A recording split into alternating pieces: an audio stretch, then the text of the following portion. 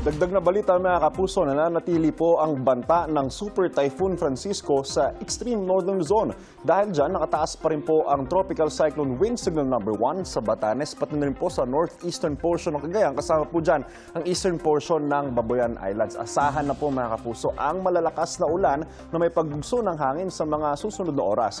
Nananatili namang mababa ang tsansa ng bagyo na maglandfall dito sa ating bansa. Sa Biyernes po ito, inaasang lalabas na ng Philippine Air of Responsibility. Kaninang alas 4 ng madaling araw, namataan po ang mata ng Super Typhoon Francisco. 410 kilometers silangan po yan ng Apari, Cagayan. Taglan nito ang lakas ng hangin na hanggang 185 kilometers per hour at pagbugsong aabot naman sa 230 kilometers per hour. Kumikilos po itong si Francisco sa bilis na 10 kilometers per hour pa west-northwest. Samantala mga kapuso, lumakas na rin bilang bagong bagyo ang binabantayan nating low pressure area sa labas ng PAR.